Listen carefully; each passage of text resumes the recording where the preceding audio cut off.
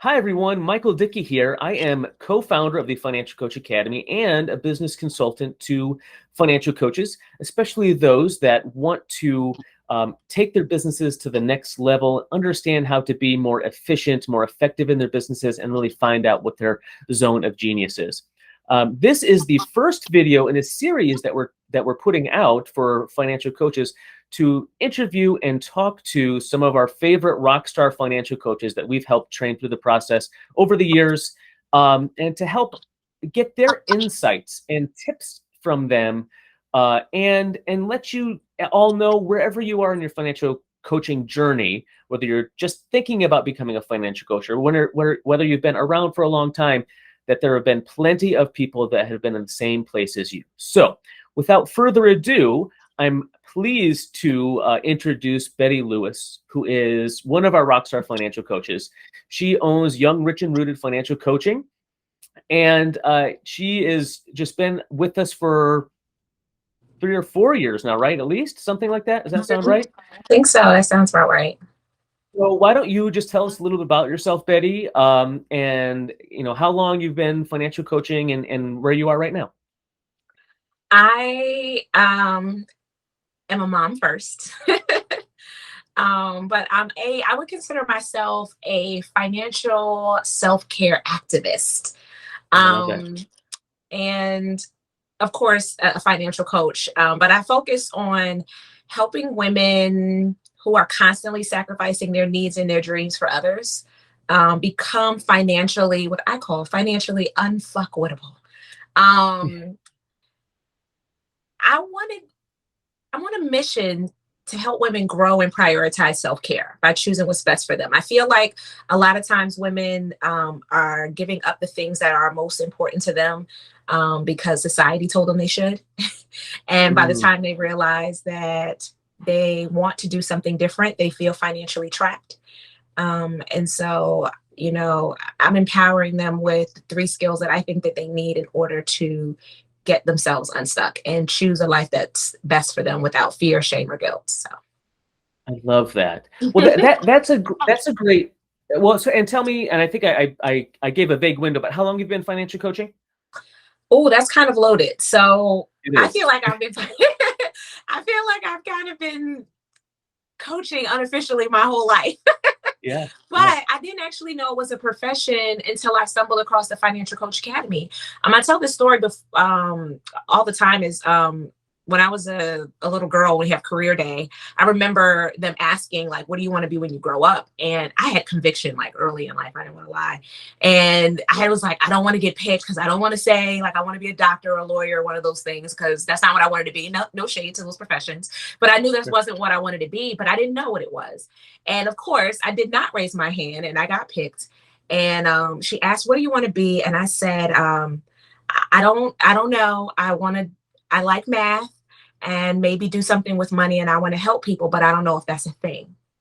And I didn't find out that there were even careers in the financial profession until I was already in college. I remember sitting in this presentation and they were talking about financial advisors, and I had like this flashback to career day. And I was like, that's what it's called. And so financial coaching, a whole different level, because I also kind of felt like I didn't want to be an advisor either, but I knew I wanted to do something with helping people with money. And when I stumbled across the academy, it was like a light bulb went off. It was like, this was what I wanted to be. And I'd gone my whole life knowing inside of my heart that this was what I wanted to do and not even knowing the profession exists. And so for me, being a coach is exposing my community to things that give them permission to do what they want to do. For me, that was financial coaching, but for someone else, it's something else. And they need to know that the opportunity is out there, that the money is out there for them to do it, that they have the talents and the skills, that it's probably already innate inside of them. And so, yeah, I'll say officially, though, about 2 years full time since the pandemic, 4 years part time. Sure. Well, I love that. And I think that's such a good thing for newer financial coaches to remember, because there's a lot of imposter syndrome when you're starting out being a financial coach, right? And part of it is, well, how long have you been a financial coach? And it's always a loaded question. It always is. because there's the official answer. How long have you officially been a financial coach? Oh, it's only been a month, right? That I've put that out there and that energy out there to the world that I am a financial coach, but you had been wanting to do that your whole life. You had, been helping friends, family members, whoever for a long time before then. So there's the official answer, but then I think there's the real answer, right? Mm-hmm. And I think we can all really lean into that real answer of you've been in that space. And that is just as important, if not more important, than how long you've been an official financial coach. So thank you for sharing that, because that is absolutely true. Also, I want to say before asking this question that I think everybody that is watching this video should be inspired by your daughter, Jordan, and how much work ethic she does and has. And she is just a little entrepreneur, isn't she? Yeah, she is. She has 3 businesses now. She wrote her first book when she was 9 and published at 11. I have it right here, actually. And she also has a photography business. She does business-to-business photography. And she interviews business owners to find out what they're good at. And as a way to learn about these careers, and so that she can share with other kids, because like me, who knows what kids want to be and they don't even know that the option exists. And so she's using her gift for photography to explore careers and share them with other children. And then her most recent business she just started is Air Jordan accessories. If you've ever seen my daughter in real life, she's always in adorned in all these bracelets and weird earrings that she was buying online. And she's just a crafty girl. And so she decided to try to make them herself. And she came to me one day and was like, I was listening to this podcast and this girl started a jewelry business. And her grandmother invested $25 in her to get started. I was thinking, you could invest $25 so I could buy some supplies and I'll pay you back with interest. And I was so proud that not only she said that, to take the investment, but that she was intended to pay me back with interest. So she started that business a few days before the last day of school this year, and has already gotten her products in a retail store in Williamsburg. She's teaching financial math, money, and business workshops with me this summer about the beading business and to help kids learn math skills in an applicable way. So I'm very, very proud of her. Absolutely. I am too. That's awesome. What an amazing person. Both of you are, actually. Well, let's talk about, so when it got real and you're like, okay, I really want to make this financial coaching thing real. Like, this is the kind of direction I want to go. I want to give it a shot. What were your first stumbling blocks when you started? The hiccups, the bottlenecks. What did you feel first? I would say there's 2. One is probably the most persistent, and I imagine that I can't think, there's probably no financial coach who has it. And you alluded to it earlier, was imposter syndrome. Was probably the biggest one. Because I was thinking, who was I to be doing this? At one point in my life, I was homeless. It took me forever to finish college because I couldn't afford to, and I had to work. I was working like 3 jobs at one point and helping my little sister pay for college. I was in an abusive relationship and depression, and it caused me to take on massive debt. And I thought that those things disqualified me from being worthy, even though I had worked in the financial profession at that time. Well, now it's been almost about 20 years that I've worked in finance in one way, shape, or form. But I worked in financial profession for years, and I didn't think any of that experience mattered. I didn't think the fact that I was always the friend or relative that somebody called to ask for financial advice mattered. I didn't see any of that as qualifying. I just thought that society told me in order to be this, I had to do it exactly like that. I had to get this degree. I had to do this for so many years, and I had to be a millionaire. And if I didn't have those boxes checked, who was I? And it took me a while to realize that it was those situations that actually uniquely qualified me to be a financial coach, because the wisdom that I bring to coaching aren't things you can teach in class. having an emotional awareness of what someone feels like when they have to share that they're not paying their bills on time, and what that feels like. You only have this level of emotional intelligence when you have experienced it. You know how hard it is for them to make the call and say, I need help. I know when my clients are telling me that they're good, but I can see on their face that it's not, and be able to empathize in a way and make them feel safe. And understanding how important it is to make them feel safe, because I remember needing that safety so much when I was younger, and wish that financial coaching was a profession, which it wasn't back then, and could come to them for help. So that was one. I would say the other stumbling block was my 9-to-5 job. When I found the Financial Coach Academy and realized that this was a real thing, I was like, oh my gosh, like I could do this, like, for real. And I just dove headfirst in, and it made me begin to really hate clocking in the work, because it just felt like I was losing time from what I really enjoyed. It was almost like a gift and a curse, because now I was miserable at work, and a job that I liked for the most part. I was actually a success coach and finance advisor for a college. So it was kind of closely related, but not quite the same thing. But I just felt I was so close to my dream. Everything else felt like a distraction. And so in some ways, it kind of made me miserable to be so close to it and not be able to get it, which is why I knew I had to take the full leap and do it full time. That's great. When you're talking about your imposter syndrome, how did you get over that? I mean, and obviously no one is ever, we're always in and out of imposter syndrome whenever we're doing something. But was there anything like specific that when you first took that, it was like your imposter syndrome was here, but now I don't really have that as much anymore? I would say over time, there were different little moments that pushed me closer and closer to overcoming it being as a limiting factor. One of the earlier realizations I had was, I'm waiting to check something off my box, and there's somebody whose life's attached to me right now who can't get to their next level in life until I show up, right? Because I already knew enough to help people. I did know that about myself. Like, I had knowledge and skills that could help people, but I thought, I gotta be a millionaire first. And how selfish it was to make this person's life wait until I felt like I was ready, which will never happen, right? Because you never feel like you're really ready, right? Yeah.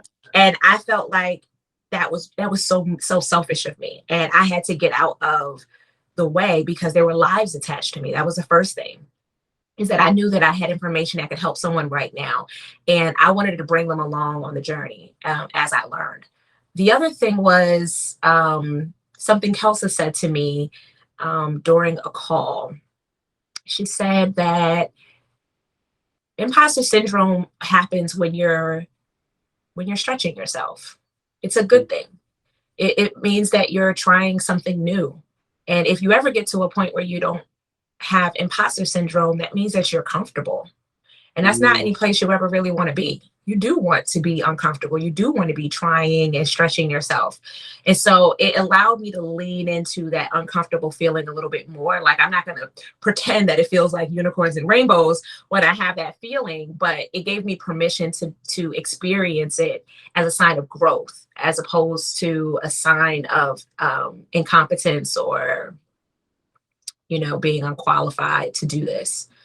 So those were the two biggest things, is realizing that I'm doing this. I've always been wanting to do this for more than me. This has actually never been about me. It's always been about wanting to help other people. And so I can't do that waiting to be perfect. That's not fair.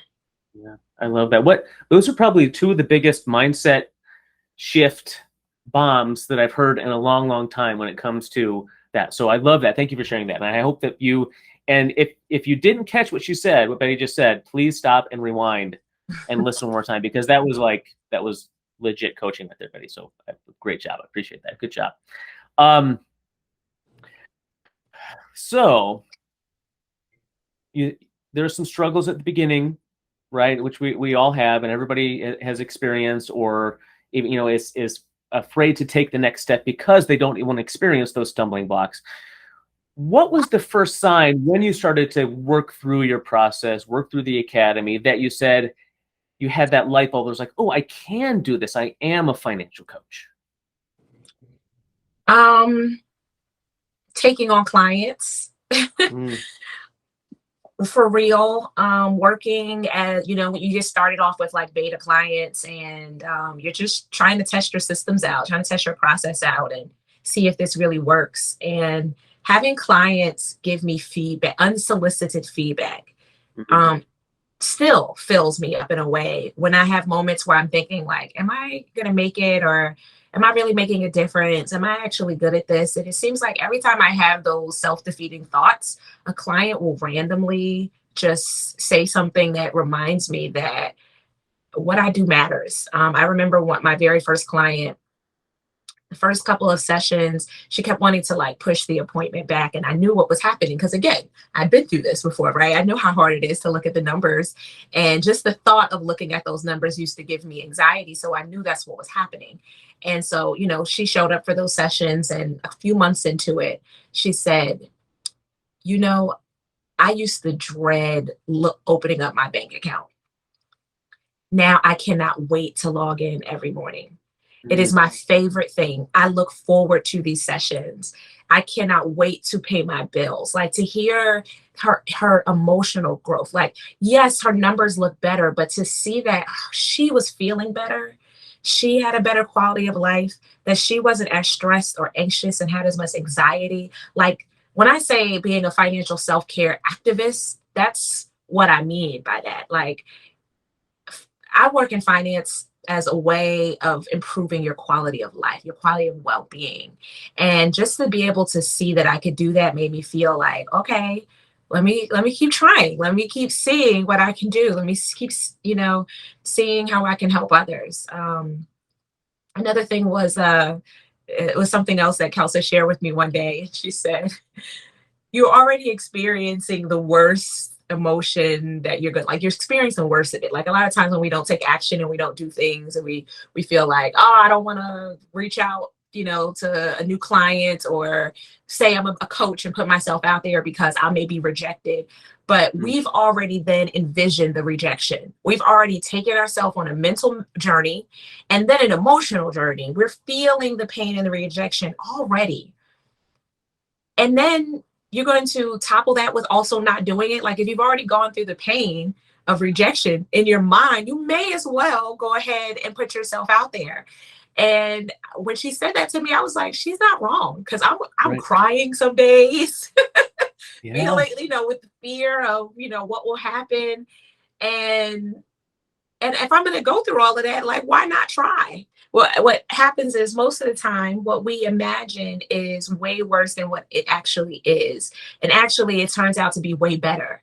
That you don't get rejected as often as you think you do, that you don't make mistakes as often as you think you do, that you're on the right path, that even the mistakes you make actually help your business grow even better. And so there really is no failure, no mistake that you can make, as long as you continue pushing through. It's all just lessons. Definitely. Yeah. It's experience that, nobody likes to hear no, right? That's not fun to hear a no, but that doesn't mean that you're a bad person if you get a no, because everybody gets no's.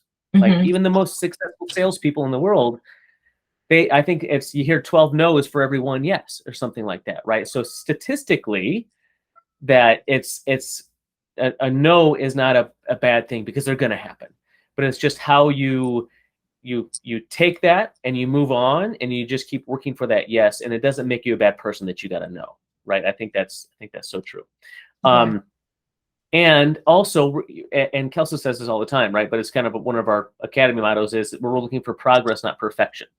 We're never going to be perfect. Your clients' budgets are never going to be perfect. Every conversation you have is not going to be perfect, but as long as it's a little bit better every time, but even just a little bit better, like you said, with somebody's budget, your client's budget wasn't probably perfect, but the emotional freedom and that she got out of that, and the new perspective she got on life is so much more valuable than having a perfect budget every single time. Right. And can I say something else? You know, Please. I think the other piece that really made me feel like I could do this was this program. I came in through doing FCA self-paced first.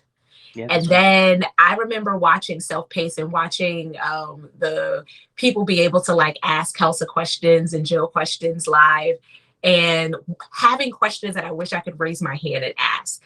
And it was super helpful, like right off the bat. But I wanted to be able to raise my hand. And so even though I'd already paid for self-paced, I was like, when that live comes back around, I'm doing live. And so I did. I paid again. That's how valuable it was. And I do not regret it. It was the best decision I made.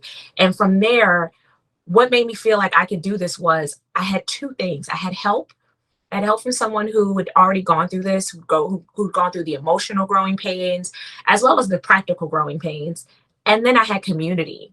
I had peers who were feeling the same way I felt. There's something to be, I always, you know, I always call the other members of the mastermind during power hours, my coworkers. And I would say this because during the pandemic, I realized how valuable having coworkers are, because we're working from home. And while I liked working from home, what I missed about having coworkers is your coworkers uniquely know the pain points of working there. Right? You guys get the jokes, right? There's some jokes that are unique to this workplace, right? Or some pain points that are unique to this workplace. So being in any other business coaching program, it's like, okay, they understand the pain points of being in business, but they don't understand the pain points of being in a financial coaching business, and the jokes and the feelings and the fears and the obstacles. But being in this community was super specific. And so it allowed me to connect with people who understood the pain points of being in this, and have community who could build me back up on days that I didn't feel so great, who reminded me and identified gifts that I was ignoring or pushing away. Product creation was one of those things that I feel like I kept like, and my peers were like, you make beautiful, you know, spreadsheets, you do. And it became part of my niche because this community forced me to see something that I was really good at. So I have to thank this program for being such a huge contributor to me feeling like I could do this. No, you're welcome. Thank you. Let's go back a little bit, because and you mentioned this a little bit, but when it was you first saw the Academy, like what were the specific things that you were looking for that made you like, oh, this is for me? What do you most want to get out of it? I remember that day so very clearly. I was at work. I'm gonna say I was on my lunch break.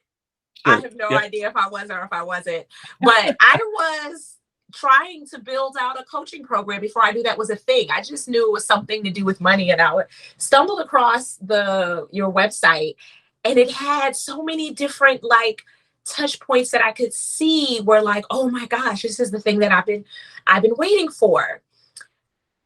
I had never been so excited to swipe my card in my life. And let me tell you something about me. I'm a very cheap person. Major financial decision, you know, I've done the Colby. I'm a fact finder. I do a lot of research before I make any decision. And so I read that website, and on the same day, I felt like this is exactly what I needed. I didn't need to do no more research. I didn't need to find out if there's any other coaching programs that could compare. I had come across like some other sites before, but I could see that this was it. And just swiping my debit card, not literally swiping it because I had to type it in, but swiping my debit card felt good. I've never had that feeling spending money before. And you guys started like a movement of what it feels like to invest in yourself. And I remember thinking to myself, this is exactly how I want my clients to feel when they sign up for coaching with me. Confident in advance, before they ever even meet me, that this is what they needed. This is what they've been praying for, asking for, believing for, journaling about, that they knew that just from seeing what I intended for them. And then I logged into module 1, and y'all over delivered. I had to shut the computer down before I was so excited. I mean, And you would think that that was enough, but you guys, mind you, that was self-paced. I turned around and did live, and you guys had revamped it, and I didn't think it could get even better. But my God, y'all, it all the way up. You guys have this special way of just exceeding expectations in a way that answers prayers you didn't even know you were asking. Like, just all the little things, just it's there. And the thing is, it's a lot of information and it could be overwhelming. But the beauty of it is you left it open so that when you get to that season, you could go back to it. And so, you know, coming through the program and coming through with help and seeing all the steps, there were things that I was thinking like, oh, maybe I can't do. But now in this season of my business, I can go back to those modules and I'm like, oh, that's what it means. Yes. Yeah. Get it. I love it. Yeah. Good. Well, and that's what's there's so much, each module, and I don't want to talk about the Academy too much, but each module, like you said, is like, there's so much information that every module has information for beginners, you know, moderately advanced to advanced coaches. And it's worth watching again and again. And I love how you put it, like every season of your business, you go back again. And it's like, oh, I couldn't see the forest through the trees the first time I was watching it. I just wanted to know how to name my business, you know, and now it's like, it's so much more than that, right around everything else they were talking about. So that's how we designed it. So I love that you shared that. So thank you. So let's talk about like the big aha moments, the big couple, maybe 2 or 3 big aha moments, the big takeaways that you got out of the Academy, like the most impactful. I would say from the Academy, start where you are. Of course, I think most of us are going to be hard-headed and do some things, you know, spend too much money on business cards and website design and all that stuff. And that's, you know, that's important, but it's more important for you to just get out there and start working with clients. And I would say working with people through the Academy, because I did it live, I don't know if I would push myself out there to take on beta clients before I did if I wasn't in the Academy live. But, you know, we had to do beta clients. And so, you know, she was absolutely right that you'll figure out the things you need to figure out when you're working with people. Everything else is in theory. When you actually start working with people, you start to figure out what you need, what you don't need, what systems are in place, and you get to tweak them along the way. And that if you have beta clients, they usually have an understanding that you're working on your process. So you get to make mistakes and change things up and change your processes before you get out there. The best education you're going to get is coaching clients. Like, yeah. Yeah, absolutely. And for those of you who don't know, a beta client is like when you're starting out, it's the first 2 or 3 clients that you take where they might be free, they might be really discounted. It's more like maybe friends or family that you take them through your process, and in exchange for a reduced rate or something like that, they give you feedback. They help you kind of tweak your system so that when you are actually ready to like fully launch, you've gone through some testing and with no judgment, with no downside, except that you're helping people and providing tons of value. Even if you don't think you're providing value, you absolutely are providing value. And you're getting tons of feedback, right? Who are your beta clients, Betty? My beta clients were a family member. They were all 2 family members and a friend. Okay. That's how I got started. And then a couple, which were also family members as well. They were a little more extended family. But I knew all of them, and they had grace for the growing process. And I still get reports back from them of the progress they made. And even after I got beyond the point of like taking on betas, I remember my first beta client I didn't do for free. Actually, I charged a lower price. I'm sitting here thinking about it. I did a beta initial session, but she felt so impacted by what we did together that she just said, invoice me. I want to pay. And that was so inspiring and motivating for me, that just in that short time, she was the one who was like, I don't want to log in. And then later was feeling really excited about what she could do later on. So I had some early wins as a coach. Yeah. Well, what validation that you were on the right path. And I'm sure that the majority of beta clients do that. And that's one of the big benefits of doing beta clients. Say that 5 times fast. Benefits of a beta client is that validation that you are on the right track. It just might take a little tweaking to get you really going. But again, it's progress, not perfection. So absolutely. Yes. Really quickly, what do you think? So you've been in the mastermind for how long? 2 years? Yes. Since it started. I'm an OG. What might be the difference, the 10-cent tour of what is the difference between the academy and then the mastermind? Self-paced or live? Self-paced. Okay. The support, being able to raise your hand and ask a question. That's, being able to get advice in real time when you have events that are coming up and you need to prepare for them, or you have a pressing problem, being able to ask it today and be able to get feedback, having access to multiple coaches with multiple perspectives, because 𝗕𝗓𝗧𝗧𝗬's style is different from Jacqueline's style, is different from Jill's style, is different from your style.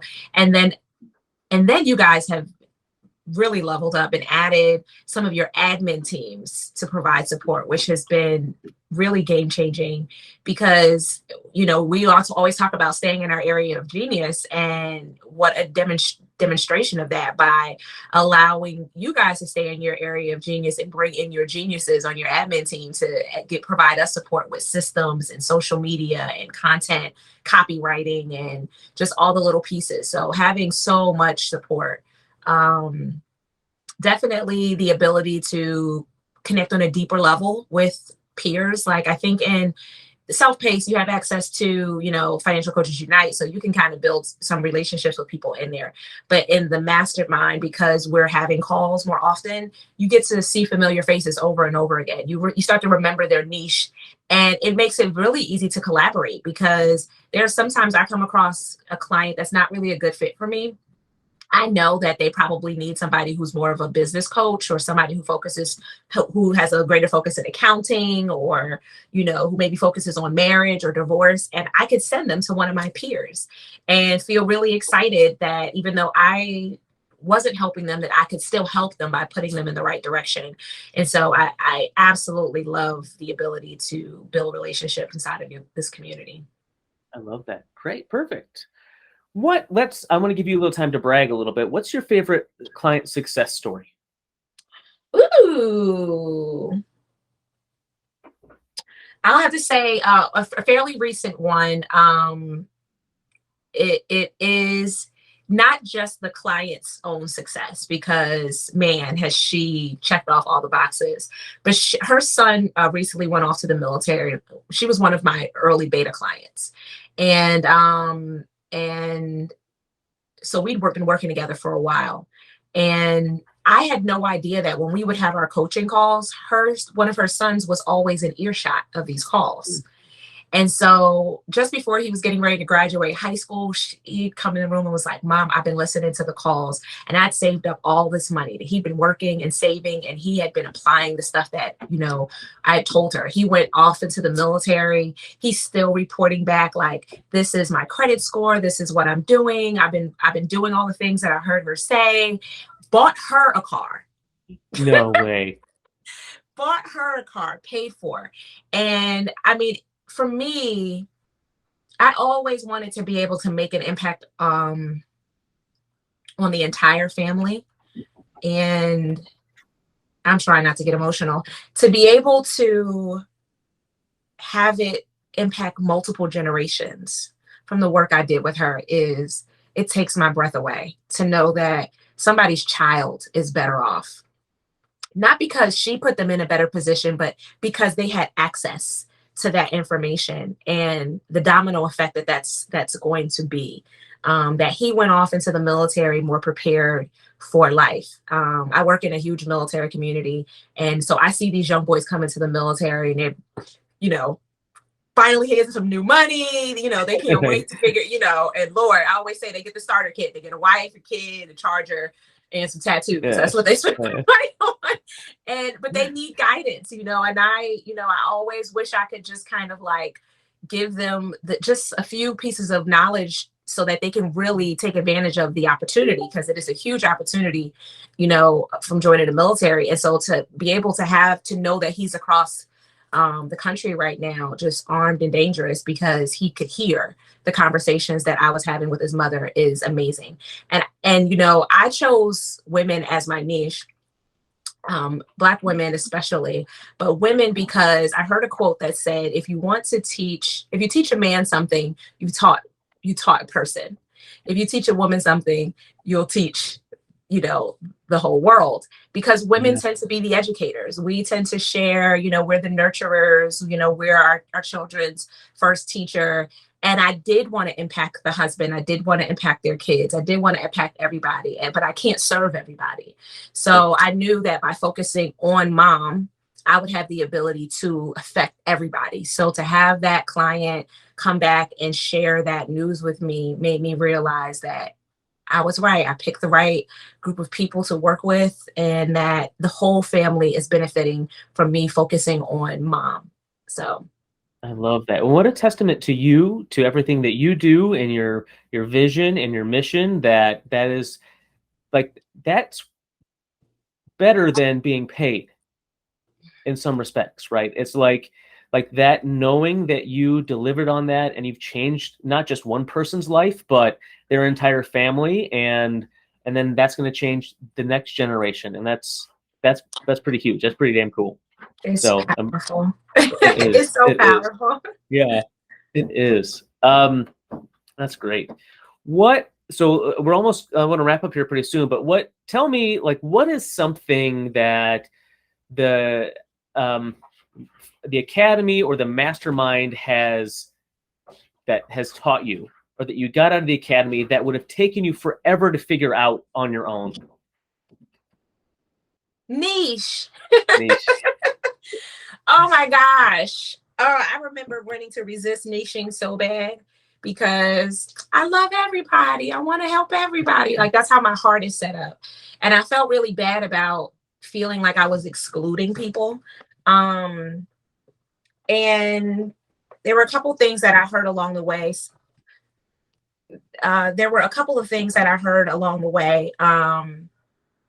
That shifted my perspective. And once I did niche, oh my God, you talk about taking off like a train. One of those things was that, you know, from a marketing perspective, saying that you work with one particular type of problem doesn't mean that you can't help other problems. So one of those early thought processes was, I really wanted to help people with home ownership, because from my journey from homelessness to home ownership in such a short span of time, I was like, oh my gosh, if I could give this information away. But that didn't mean that I didn't want to help people who struggle with other financial things. And it just allowed me to focus my marketing on it. But the bigger thing was with niching down to something that I feel like is harder for us to do, is when we start getting into gender and race. Niching is, you don't want to feel like you're excluding somebody because of their gender or because of their race. And I didn't like how that made me feel, how it made me feel to kind of like exclude, but I wasn't. I'll work with anyone. But what made it easier was I started thinking about men on the most basic level. I felt like that was easy for me to really process. Like, I have an idea of what your life might be like as a man, but I don't really know. Like, at the end of the day, it's always going to just be theory. I don't know what it feels like to be a man in society. And I realized that was true about a lot of things. I couldn't really serve you in the way I couldn't serve you best. There is somebody who uniquely understands your pain points, the thought processes you go through as a man, and could better serve you as a coach. And so I would be selfish to have to coach you when there's somebody I knew that actually would serve you better. And so by excluding you, it's actually me doing something for you. And that was the shift I needed to make. And that's how I felt as like a woman, is I realized I uniquely understood what it felt like to be a woman, to be a single mother, to be a Black woman, and the unique things that happen in society, the systemic things that affect our capacity to earn money, our self-esteem in the workplace, and how we manage the fact that I had no idea that the career exists, because career day, consists of like 5 careers in the area I grew up. Like, these are things that I understood and could speak to, and that my clients wouldn't have to explain to me. And so we can get to working on their problems faster. It's kind of like going to a therapist who is a therapist who was not Black may understand in theory what it feels like.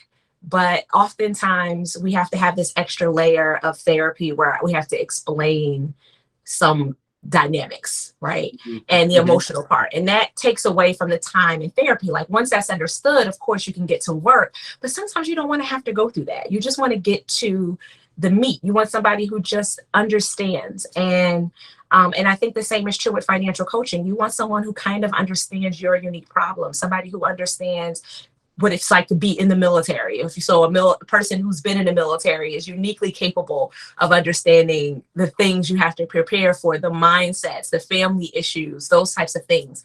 So when you niche down and lean into your life, is probably a good mirror to what your niche probably is supposed to be. It makes everything so much easier. It makes your marketing easier. It makes your communication easier. It makes client attraction easier. It makes referral relationships easier. It's just everything. And I don't know why I resisted it for so long, but if I could do it all over again, I probably would have started with discovering who I wanted to serve and why I wanted to serve them. Yeah. So let me ask you, would you say that on the whole, your niche is you as a person?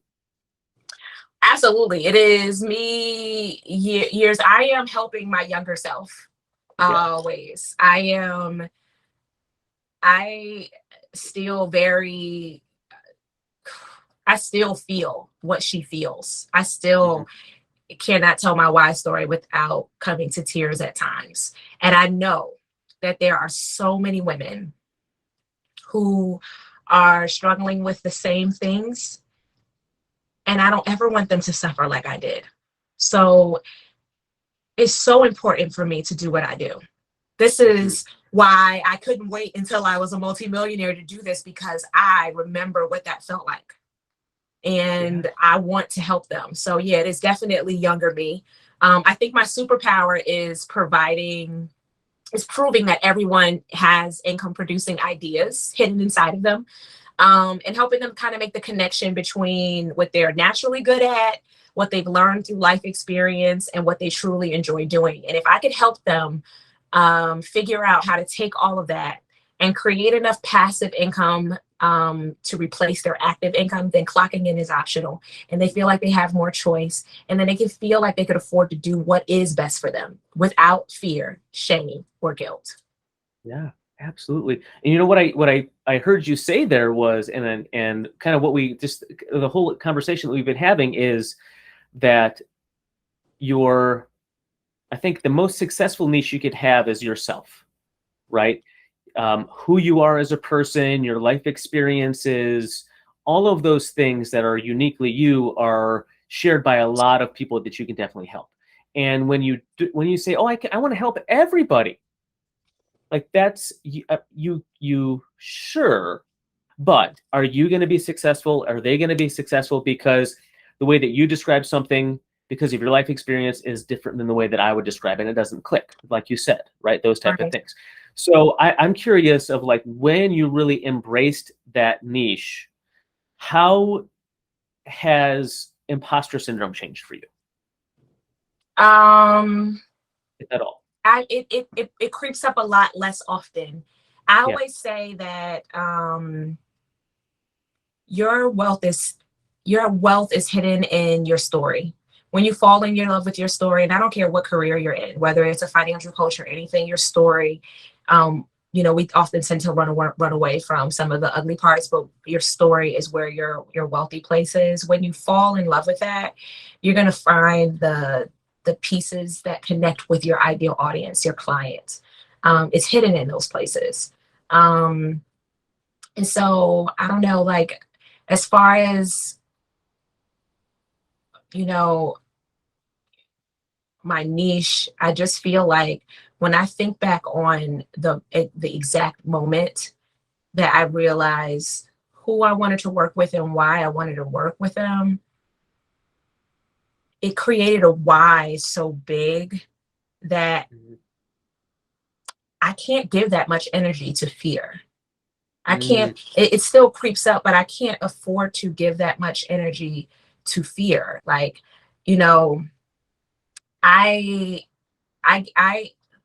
my why came from a situation that happened to me. And I didn't realize this initially when I first started niching. And here's the thing about niching, you keep doing it over time. Like it starts off as one thing and then you kind of whittle down and down and down. And I remember telling a story to a good friend of mine about me being assaulted violently, and I was in a hospital. And I remember thinking, I just need to know what time I'm going to get discharged from the hospital because I have to go to work. And so I'm telling her this story, and she goes, "Can I ask you a question? Why was going to work the first thought you had?" And without even thinking, but without a beat, I was just like, because I was homeless. I didn't have a choice. And when I said it, I had like this moment of woo, like where you hear yourself. And I thought about it, about how many times before that and after that, I felt like I couldn't afford to prioritize self-care.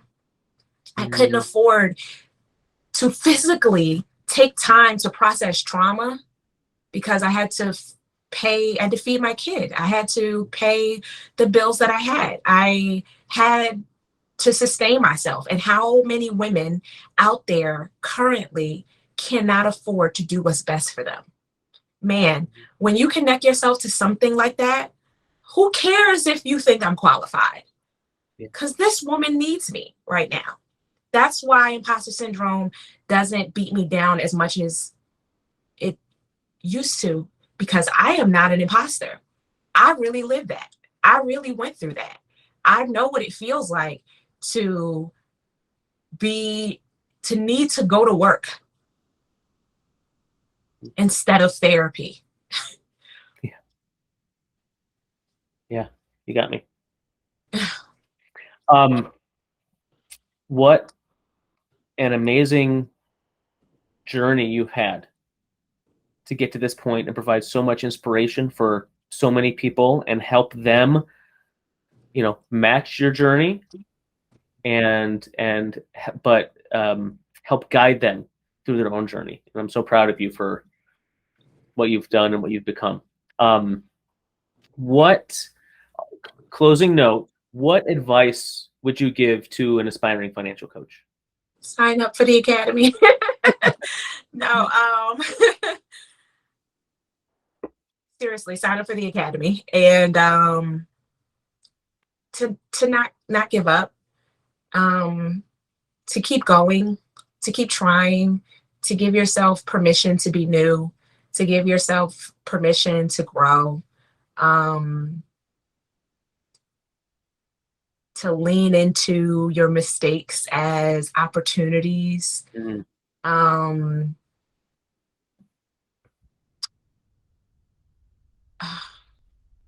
Just to do it. If you are really passionate about helping people, be yourself. Be yourself. It is an act of self-love to come into this industry. And you see, I'm in a t-shirt.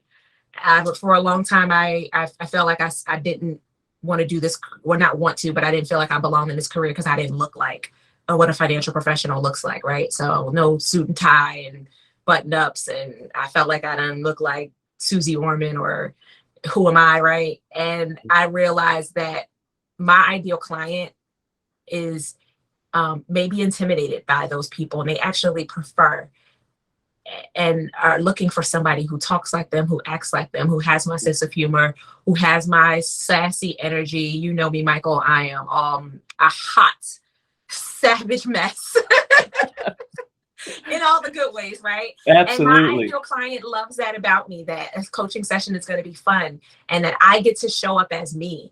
And that means that it's easier for me to do my business because I don't have to pretend. I don't have to put on. I get to just show up as myself. I don't have to forget how I'm supposed to sound on social media or how I'm supposed to sound in real life because I'm not code switching the way I used to have to code switch to survive corporate America. I get to just be me, which is sweet and kind and wildly inappropriate, but also really passionate and really, really in love with helping people get better with money. Yes, I love that so much. And what an amazing gift to give yourself. And you knew it probably right from the beginning. Like, I knew this is what I needed to do for myself, what I needed to be authentic you. Would you agree with that? I don't think I knew it right away. I think the moment I chose to, I instantly felt like self-care. Like I didn't even I remember in this business asking a question in the mastermind, like, oh, people are starting to request me as a friend, Facebook friend, and they're not my real friends, right? They're people who are potential clients or referral partners. Should I tone down my sense of humor or should I, you know, I was trying to think, and somebody had mentioned like, you know, the best thing that you can do is to turn them off early. Yes. Right. To attract the people you want to attract and detract, push them away early. And that includes your referral partners that, your referral partners are probably going to bring in people who are similar to them. So if they don't have a sense of humor, they're probably going to bring some dry clients to you too. And I want all my clients to have love and light. Yeah, right? Yeah, absolutely. You have a sense of humor. Right? We're going to dance when we reach goals, okay? I need some people who have that kind of energy. Yes. And so show up as myself. And when I started to do it, I realized I never have to change. And in corporate America, I was having to do that all the time, turn some part of myself off and on from 9 to 5. And it wasn't that it wasn't me, the part of myself that was showing up in corporate America, because I can be professional. It wasn't all of me. I didn't get to bring all of me. Now I get to bring all of me. So I get to bring the professional, but I also get to bring the professional who is relatable, who is going to be like, girl. That authenticity, right? I love that. Yes. I'm not here to judge you. I get to be myself, and that feels fun. And I think I didn't know it right away. I wish I had. I probably would have started doing this a long time if somebody had told me you get to be you. I love that. Such a great realization. It's like, not only do I get to help people and do, where my skills are and my knowledge, but what I love to do, but I get to be me. I get to be unapologetically authentic me, right? So I love that. Do you know how great? There are some days I wake up and I go, I cannot believe this. I actually got to be what I said I wanted to be when I grew up in 5th grade. Yeah. I love it here. Yes. You're living the dream, Betty. Somebody's paying me to do it. I would do right? Yeah. I love that. Well, thank you. This has been so great. You've dropped so many mics. I don't have anything else to say. Such great questions. Yes, well, thank you. And such great answers. So, Betty Lewis, Young, Rich, and Rooted. Check her website out just to get some inspiration about how just amazing you all can be, just like Betty as a financial coach. And I will look forward to talking to you all soon in another edition. Bye, everybody. Thank you so much for having me. Thank you, Betty. Thank you so much. Bye-bye. Bye-bye.